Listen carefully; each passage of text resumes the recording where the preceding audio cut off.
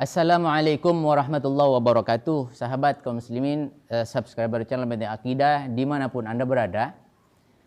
Pada kesempatan kali ini saya sebagai pribadi dan hari ini pertama kali seumur hidup, pertama kali selama saya bikin video, jadi mengatasnamakan pribadi dan akan berbicara pribadi. Dan ini pertimbangannya adalah bagaimana saya harus menjaga nama baik yang sudah dicemarkan, kemudian nama baik banyak orang, terutama nama baik dakwah, nama baik pesantren, kemudian nama baik agama.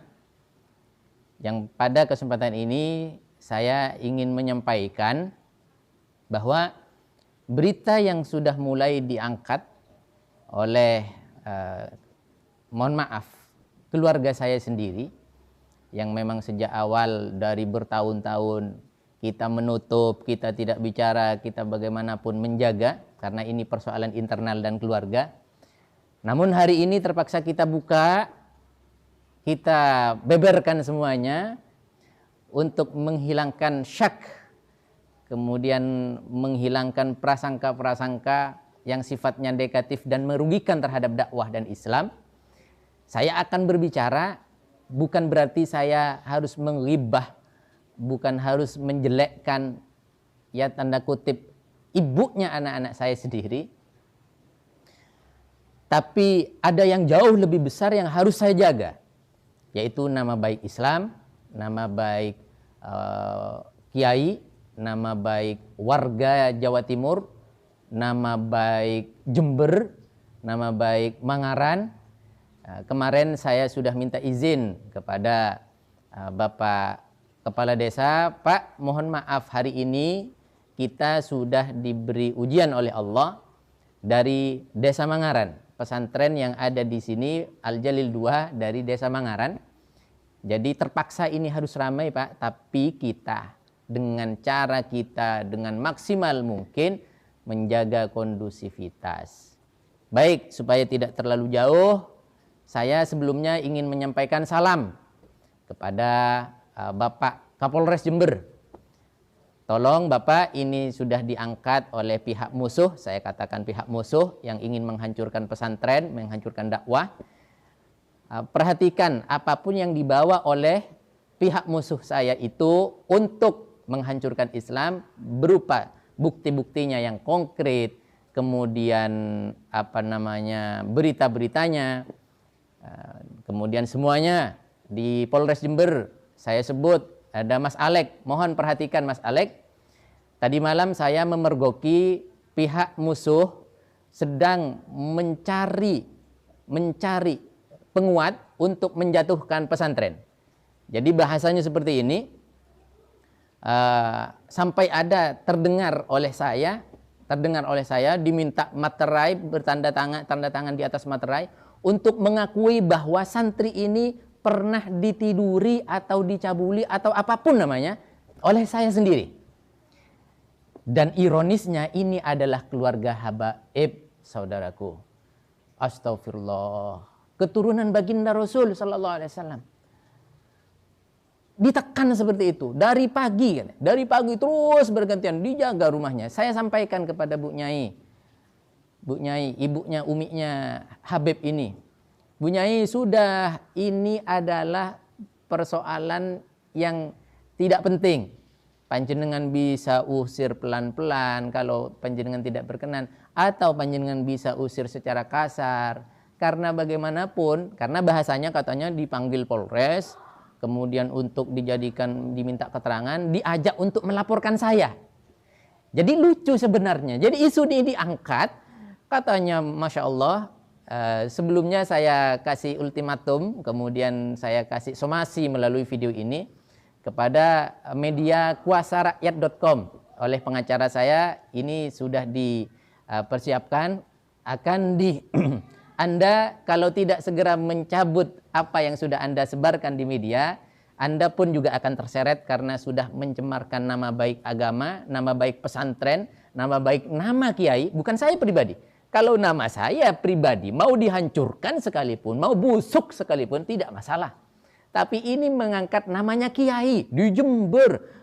Masya Allah. Jadi perhatikan, kuasarakyat.com media. Anda kalau tidak mencabut itu semuanya, karena berita-berita yang Anda muat, itu semuanya hampir semuanya. Artinya kalau misalkan semuanya mungkin tidak. Artinya seperti misalkan ditemukan chat perselingkuhan, kemudian pernikahan, mengakui pernikahan 1 minggu dari mana. Anda perhatikan, Anda datang ke sini, Anda minta kepada saya mana yang benar, mana yang salah. Jadi misalkan apalagi ini yang diangkat juga ada mencabuli santri, perzinahan. Masya Allah. Saya akan perkenalkan beliau nanti, beliau umi saya. Ini adalah satu bom besar untuk menghancurkan Anda sendiri. Anda sudah mengangkat berita yang tidak sesuai dengan faktanya. Anda harus bertanggungjawabkan, dan pengacara saya sudah siapkan itu semuanya dengan tuntutan perlakuan tidak menyenangkan, kemudian pencemaran nama baik, padahal ini belum selesai. Dan anehnya setelah dilaporkan, ini pihak yang melaporkan masih mencari ya. Jadi ibaratnya begini, saya nuduh orang, kamu mencuri atau tidak ada apa-apa, tidak ada masalah, tiba-tiba saya ke polisi, saya melaporkan, Pak, di situ ada pencuri. Siapa? Namanya Syarif. Mohon maaf, ini ipar saya. Namanya Syarif. Syarif nggak tahu apa-apa. Setelah lapor ke polisi, baru datang kita ke Syarif. Syarif, kamu kalau ndak lapor curi kambing atau curi ayam, kamu nanti bisa begini keluargamu, kamu akan terancam. Kamu segera laporkan. Melaporkan diri bahwa saya mengakui saya curi kambing. Ini kan lucu gitu. Jadi gambarannya seperti itu. Baik, langsung saja saya sekali lagi ingin menyampaikan dari video ini, dan saya akan sowan kepada Anda semuanya insya Allah. Pertama kepada Bapak Kapolres Jember, kemudian Bapak aparatur pemerintah Jember, kemudian wabil khusus para kiai, ketua NU Jember yang saya takzimi, kemudian para guru-guru saya di Jember, para habaib di Jember, kemudian kepada wabil khusus al-akhos, yaitu guru-guru saya di Jember dan di luar Jember.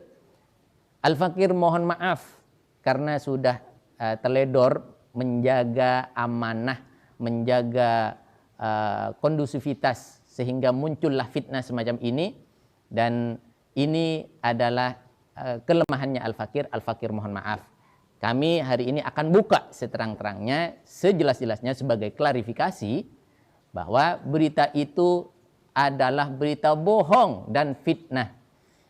Baik, saudara kaum muslimin dimanapun berada, jadi intinya pesantren yang kita bangun ini adalah pesantren yang diwariskan oleh leluhur-leluhur saya, kakek nenek saya, dan saya hari ini ada di Jember. Saya kelahiran di Sumeneb, dari keluarga dari beliau Nyi Tamami. Beliau kita buka untuk seperti yang tadi saya sampaikan sedetail mungkin. Beliau cucu ke-41 dari Sayyidatina Fatimah Zahra binti Rasulullah sallallahu alaihi wasallam dari jalur Sunan Kudus, dan ini adalah keluarganya Ke Syarbini Salihuddin bin Abdul Jalil dari Madura, dan namun dakwahnya dulu di Jawa. Itu awalnya kenapa Al Jalil ini ada di Jember, ada di Jawa, dan ini baru-baru ini karena kita melanjutkan dari Sumeneb, dari Madura. Nah, langsung saja di dalam keluarga kami itu ada seorang istri yang sejak dulu bertahun-tahun ada penuh dengan kecemburuan dan banyak hal, sampai tidak usah kepada orang-orang, tidak usah kepada orang-orang yang tidak dikenal. Orang yang sudah kita anggap anak pun itu dicemburui. Anak usia 16 tahun dicemburui, tidak usah ke situ. Umi saya dicemburui, artinya apa? Dari awal kami menutup ini semuanya karena ini saya anggap sebagai aib keluarga. Tapi hari ini karena ada sesuatu yang jauh lebih besar dan lebih penting, maka harus saya angkat dan harus saya sampaikan. Intinya pada poin terakhir, pada poin akhir-akhir ini sampai terjadi fitnah semacam ini, beberapa bulan yang lalu kami diuji semakin dahsyat. Jadi seorang istri yang durhaka kepada suaminya dengan memusuhi mertuanya, tidak suka mempunyai suami yang berusaha taat kepada uminya. Karena ini yang saya lakukan dari kecil sampai sekarang, alhamdulillah kami bukan merupakan satu kesombongan, tapi syukur kepada Allah. Kami dari kecil belum pernah ingat menentang kepada umi saya, belum pernah menyimpan sesuatu apapun dari umi saya. Beliau ketika ingin melakukan apa saja dari yang paling remeh sampai yang paling serius, kami izin kepada beliau. Jadi dengan hal itu sikap saya mendahulukan umi saya ini tidak cocok dengan istri saya. Sehingga apapun yang dilakukan di dalam pesantren ini seolah-olah dia, istri saya lah yang harus didahulukan dan berkuasa sebagai pengasuh dan lain sebagainya. Sering terjadi seperti itu dari awal sampai akhir. Terakhir umi saya sampai kemudian sakit. Mohon doanya semoga segera dipulihkan. Beliau terkena jantung dan ini menjadi satu peringatan yang syok bagi saya. Saya pada waktu itu keadaan sakit, umi saya ada di Madura, saya terpaksa ke sana. Karena apa? Karena adanya pertikaian, bukan pertikaian secara langsung meskipun, tapi perang dingin lah bahasanya. Saya harus ke sana, saya harus minta ridhonya beliau, karena seumur hidup sampai kemarin itu baru pertama kali beliau mengatakan tidak ridho kepada saya. Karena apa? Karena masalah dengan istri. Saya sampai semuanya berantakan dengan adik-adik saya itu gara-gara seorang istri. Saya minta ridhonya beliau ke sana, saya ajak istri saya untuk minta maaf, sudah berkali-kali tidak bisa. Dan di saat itu saya memberikan shock terapi dengan pisah ranjang dan tidak berkumpul. Terus lagi ketika mau menjadi artinya sudah mulai berbenah, saya perbaiki. Kemudian terus sampailah pada akhirnya sesuai dengan sesumbarnya. Dari awal sampai akhir, ketidaknyamanannya di pondok ini karena tidak diberi kekuasaan. Dia sempat bilang, jadi mantan istri saya ini sempat bilang bahwa kalau misalkan nanti saya tidak ada di sini, di pondok ini, di Al-Jalil ini, artinya dari awal karena sudah tidak diberikan kekuasaan, saya akan memberikan kekuasaan ketika memang layak gitu loh. Sesuai dengan kualitasnya, bisa ngajar dan lain sebagainya. Kebetulan kita di pesantren di sini untuk putri terutama ini tidak ada pengasuhnya. Sehingga artinya tidak ada pengasuhnya yang bisa ngajar, yang bisa mendampingi. Bukan malah memusuhi, dikit-dikit santri mau diusir, dikit-dikit santri mau dikembalikan. Bukan itu pengasuh. Nah, sampai detik itu dia mengatakan, andai saya, di depan mata saya sendiri, andai saya keluar akhirnya dari Al-Jalil, dari pondok ini, maka sampean harus keluar. Katanya begitu, itu ke saya langsung. Dan pondok ini harus dirobohkan, semua harus dihancurkan. Ini sesumbarnya, dulu. Ya. Dan beberapa kali mengatakan seperti itu. Dan dengan keluarganya di sana mungkin sudah terbiasa istilah seperti itu atau perjanjian seperti itu. Nah, pada akhirnya terjadilah betul. Tapi setelah dia mengatakan begitu, saya tidak diam. Saya mengatakan bahwasanya, oh maaf, istriku ini bukan bahasanya seorang istri pada suami, tapi ini bahasanya musuh terhadap lawannya. Kalau saya keluar dari pondok, panjenengan harus keluar dan pondok ini harus hancur, harus dirobohkan. Insya Allah orang-orang pada tahu semuanya dan wali santri pun sudah pada tahu insya Allah. Sekali lagi saya mohon maaf, saya ingin dalam hal ini ingin mengembalikan nama baiknya wali santri. Sekali lagi saya ingatkan, hati-hati kepada media-media yang meliput. Nama-nama Anda sudah saya catat, artinya Anda mari baik-baik, ini demi menjaga agama dan Islam. Baik, langsung. Nah, banyak kesempatan-kesempatan untuk bagaimana caranya menghancurkan saya. Contoh, artinya dengan cara lahiriah, dengan cara batin, pergi ke dukun. Saya tidak akan berbicara kalau tidak ada fakta. Umi sendiri saya memergoki, kemudian santri saya memergoki, kemudian wali santri, alumni saya memergoki, alumni memergoki. Dia datang ke dukun, entah mau dikasih apa, di kamar ada gula, ada misalkan. Ini pun memergoki mon wali santri, minta akar. Eki. Jadi ada macam-macam lah yang diminumkan kepada saya, entah apa namanya saya tidak tahu, apa saya mau dibuat supaya saya gendeng atau supaya bodoh atau bagaimana, tapi saya tidak jadi peduli. Saya menyampaikan kepada Umi jangan khawatir, saya sudah dimondokkan, saya sudah didoakan kiai oleh guru-guru saya, tanda-tandanya saya dikena atau bisa masuk ilmu hitam kepada saya, meledak kepala saya. Ini ada Umi. Saya sering untuk meyakinkan beliau juga. Dan pada kesimpulannya terjadilah apa yang terjadi. Artinya dia punya kesempatan untuk menghancurkan saya di waktu itu, di detik itu.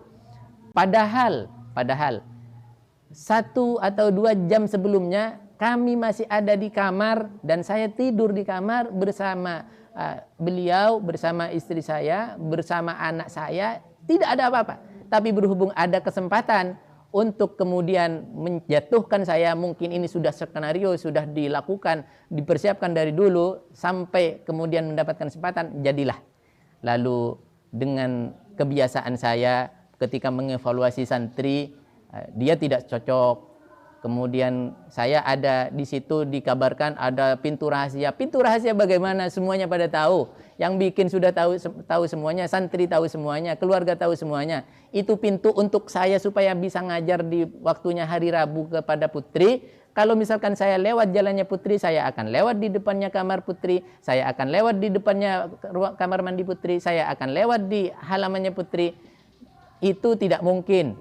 Ya, jadi kalau lewat depan langsung tembus ke musholla, jadi pintu itu pintu musholla umum meskipun di Madura dimanapun biasa. Jadi pintu di belakang, kemudian samping bahkan kanan kiri kadang ada pintu. Seperti di masjid-masjid di mihrab juga seperti itu. Jadi langsung masuk, langsung saya duduk di depan dan dan terus di sana ada santri untuk saya ajari mengaji. Kajian kitab biasanya. Nah, ini semuanya adalah kesempatan dia untuk memelintir. Dan sampai detik ini kemudian ada sampai katanya mengatakan saya mengaku sudah menikahi ustadzah 1 minggu. Perhatikan, kita akan buktikan di pengadilan. Anda semuanya cooling down dulu, jamaah semuanya, umat Islam semuanya cooling down dulu, kita tunggu di pengadilan. Sampai mana dia membawa bukti. Dan saya akan bersusumber hari ini kepada Anda semuanya. Andaikan dia punya bukti untuk apa yang dikatakan, entah itu namanya pencabulan, entah itu namanya penggerbekan atau apapun namanya, kalau ada, bahkan dia mengatakan katanya kepada pihak-pihak yang diteror, dia mempunyai video saya, kalau ada, saya ambil video itu, saya beli 100 juta, kemudian setelah itu, kalau bukti-bukti itu ada di meja hijau di pengadilan, saya siap jalan jongkok dari Jember ke Jakarta. Kalau perlu saya jalan jongkok telanjang bulat lagi. Saya serius berbicara ini. Jadi kepada Anda semuanya, terutama kepada umat Islam, cooling down. Dan ini adalah pernyataan saya, dan sampai detik ini saya sudah sangat-sangat cukup menahan diri untuk berbicara, mengeluarkan pendapat ini aib menurut saya, aib keluarga, namun semoga dimaklumi. Dan sekali lagi, aib saya tidak apa-apa, kejelekan saya tidak apa-apa. Yang penting nama baik agama, nama baik pesantren itu masih terjaga dengan apapun saja. Saya bisa hancur, saya bisa lebur, saya bisa jadi apapun saja demi agama saya, demi apapun yang menjadi tanggung jawab saya, amanah dari kakek-kakek saya untuk dipegang baik-baik turun-temurun. Saya menyatakan dari awal sampai akhir, dari apa yang disampaikan di dalam media-media itu, saya akan bersumpah hari ini di depan umi saya, di depan orang yang melahirkan saya, dari kecil sampai sekarang, wallahi wan nabi war rasul, dan demi agama, demi masa depan saya, itu dusta. Itu dusta, itu fitnah. Dan untuk lebih jelasnya, lebih detailnya kita tunggu di pengadilan. Dan sebagai penutup, saya sudah menyampaikan. Karena di awal dia sudah mulai berusaha dengan amarah-amarahnya, dengan pihak-pihak keluarganya, untuk menghancurkan pondok ini, dengan menghasut masyarakat dan warga, untuk katanya di sini ada pencabulan. Ya maklumlah, saya tidak akan menyalahkan masyarakat. Kenapa? Mereka kan penasaran. Mereka akan penasaran dan akan terhasut ketika mereka tidak tahu dengan kenyataannya. Maka saya hari ini menyatakan siap menyelesaikan, siap perang sampai ke akar-akarnya, sampai titik darah penghabisan demi nama baik pesantren, demi nama baik agama. Dan saya akan seret semuanya, semua yang sudah mengangkat di dalam, baik itu awak media, entah itu medianya, media cetak, media elektronik, semuanya dengan undang-undang IITE-nya, dengan semuanya sudah kita persiapkan, karena itu sudah melakukan pencemaran nama baik, di mana itu semuanya masih belum terbukti dan itu fitnah, dan buktinya pun masih akan dibuat, gitu loh. Saya hari ini menyampaikan kepada Anda bahwa saya sudah tidak diridhoi lagi untuk kemudian islah kepada orang keluarga atau mantan istri saya dan semua yang berkaitan di sana untuk berbaik atau berislah kembali. Jadi kesimpulannya, tuntutan saya, laporan balik saya ini tidak ada ceritanya cabut-mencabut. Meskipun pertama sudah saya kasih somasi, saya kasih peringatan, saya mengatakan begini, mungkin sudah viral di luaran. Saya katakan begini kepada istri saya pesankan bahwa ada bising di belakang. Saya berpesan, bagaimanapun kamu itu adalah umi, ibu dari anak-anak saya. Bagaimanapun sejelek apapun, nanti kamu adalah ibu dari anak-anak saya. Kalau saya menjelekkan kamu, artinya saya menjelekkan anak saya, yang malu anak saya besok. Maka saya punya anak 2 dari beliau. Maka ayo selesaikan saja kekeluargaan. Tapi kalau tidak, maka jangan gegabah persiapkan. Kamu harus cari bukti, kamu harus punya bukti, dan kamu harus mempercantik langkah-langkahmu. Siapkan pengacara terbaikmu supaya kamu bisa betul-betul menghancurkan pondok. Ya, ini tambahan saya, supaya dia bisa betul-betul menghancurkan agama, menghancurkan nama baik kiai di Jember. Dan sampai detik ini kita akan tunggu. Dan kepada Anda semuanya, sahabat-sahabat, semua jamaah, lawyer, dimanapun Anda berada, Anda mau bergabung di sini, silahkan. Sudah ada Mas Eko, ada Pak Fathor, ada beberapa, ada pengacara Abu Nawas, Lora Habaib, dan semuanya yang ingin bergabung demi menjaga keutuhan dakwah, menjaga nama baik pesantren, mengembalikan nama baik Jember, mengembalikan nama baik para kiai, para ulama, para habaib. Mari, silahkan. Anda yang mau bergabung dengan sukarela, silahkan. Saya tunggu dalam kesempatan ini. Saya terakhir ingin memberikan mic ini kepada beliau yang mulia umi saya. Mungkin ada pesan-pesan meskipun dengan bahasa Madura, kami akan terjemahkan. Demikian dari saya. Assalamualaikum warahmatullahi wabarakatuh. Assalamualaikum warahmatullahi wabarakatuh. Waalaikumsalam. Dan kula sebelumnya nyokna maaf dak setuju masyarakat, terutama masyarakat Jember, Mangaran. Terus setuju umat Islam, para kiai, para habaib terutama. Dan kaulah semangken ampun tidak tak bisa boleh keangkui naremah istilah mantan bini na fahim kak dinto manabi sampai fahim kak dinto acampu boleh ampun dan kola tak aridoi. masalah epon dari telo tahun kebikeng dari telo tahun ke semangken dan kalau ampun cukup atapah ampun cukup diam diam kak dinto beni dan kalau takok atau berkati penapa saking ajaga nama baik pondok sarang keluarga sedaja para sesepuh dan kolektivi terutama para guru-guru ketika dinto. Jadi semakin ampun dan kole ampun tak bisa kaangkui bagus antara nafahim sarang keluarga kak disa terutama sarang sebini mantan sebini polai pon kak dinto ampun sangat keterlaluan menurut badan kaula. Kak dinto kurang lebihna dan kula nyona maaf saya sobung batas epon ben nyona sepora dak sedaja warga Jember Mangaran dak sedaja para kiai para habaib sedaja atas kejadian kak dinto korang saya kak dinto. Assalamualaikum warahmatullahi wabarakatuh.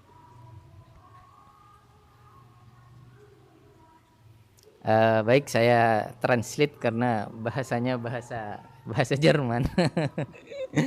Bahasa Madura.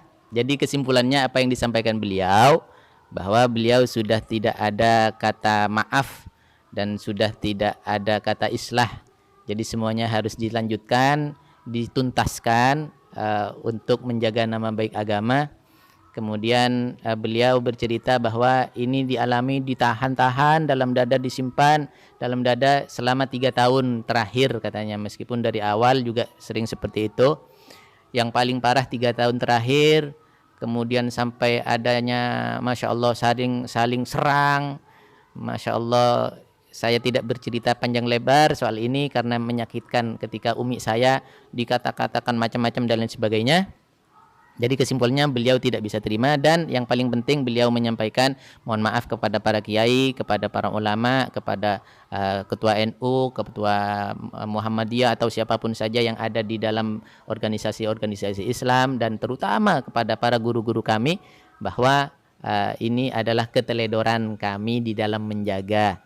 Jadi sehebat apapun mungkin kita tidak akan bisa berbuat apa-apa kecuali dapat pertolongan dari Allah Subhanahu wa taala dan menjaga agama ini dengan baik. Doakan kami, semoga semuanya ini bisa selesai dengan baik, bisa kami kembalikan nama baik yang sudah dicemarkan oleh orang-orang bejat yang ingin menghancurkan agama, menghancurkan pesantren, menghancurkan dakwah kiai, nama baik kiai khususnya di Jember.